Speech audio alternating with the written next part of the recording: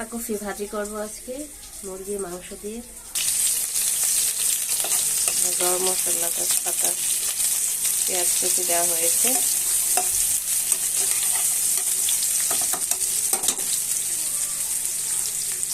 এখানে চিকেন কিমা করা আছে, সামান্য হলুদ আর লবণ দিয়ে মেখে রাখা হয়েছে। পেঁয়াজটা হালকা ভাজা হয়ে গেলে একে একে সব মশলা আমি দিয়ে দিব।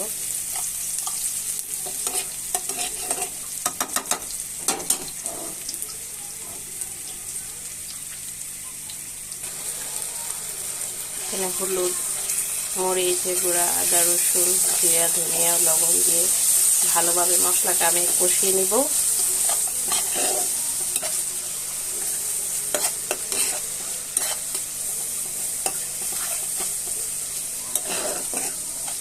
মশলাটা কষানো হয়ে গেলে মুরগির মাংসটা দিয়ে দিব।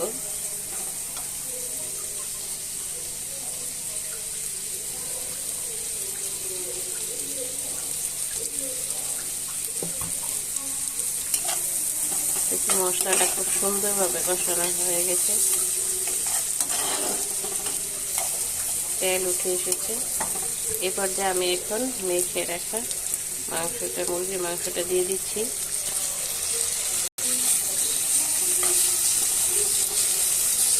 মুরগির মাংসটা আমি অনেক ছোট ছোট করে কেটেছি।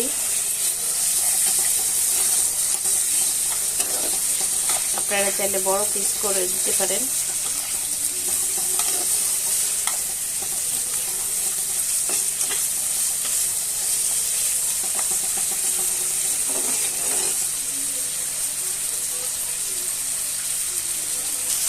আমি এখন মুরগির মাংসের মধ্যে 1 চামচের মতো গরম মশলা গুঁড়ো দিয়ে দিচ্ছি।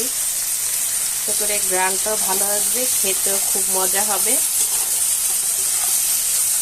যেহেতু আমি পাতাকপি, গাজর, আলু সিদ্ধ করে নিয়েছি, মুরগির মাংসটা ভালোভাবে ভাজা ভাজা হয়ে গেলে আমি সিদ্ধ করা পাতাকপিগুলো দিয়ে দিব। এভাবে ভাজি করে খেয়ে দেখবেন, অবশ্যই ভালো লাগবে। আমার তো খুবই ভালো লাগে।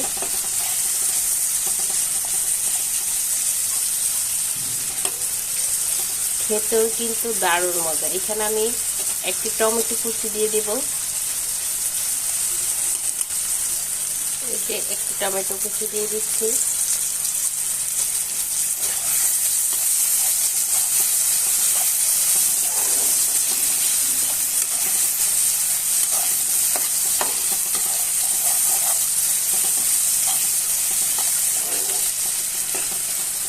দেখুন মাংস অনেকটাই সিদ্ধ হয়ে গেছে।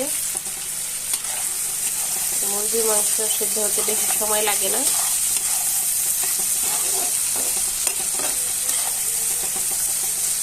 খুব সুন্দর একটা স্মেল আসছে।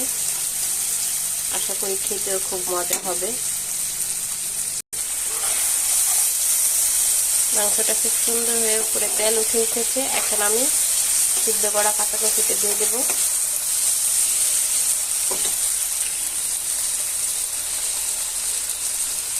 দিয়ে দিচ্ছি সিদ্ধ করা পাতাকপি, গাজর।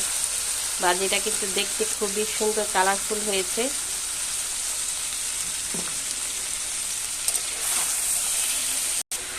দেখুন মাশাআল্লাহ, ভাজিটা দেখতে কত সুন্দর হয়েছে, একদম কালারফুল হয়েছে।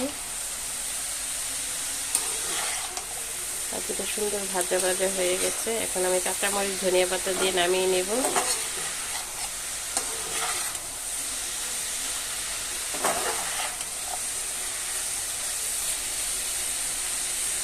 আমার এই ভাজিটা কেমন হয়েছে, কার কার এমন পছন্দ মুরগির মাংস দিয়ে পাতাকপি ভাজি, অবশ্যই কমেন্ট করতে ভুলবেন না।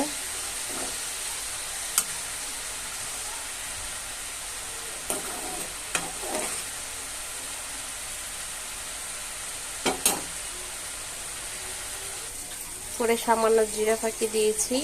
এখন কাঁচামরিচ দিয়ে দিচ্ছি, দিয়ে দিব ধনিয়া পাতা। এই যে দেখুন ধনিয়া পাতা দিয়ে নামিয়ে নিচ্ছি। মাশাআল্লাহ, ভাজির লুকটা কিন্তু সেই রকম হয়েছে, খেতেও খুব দারুণ হয়েছে। আশা করছি আজকের ভিডিওটি খুবই ভালো লেগেছে।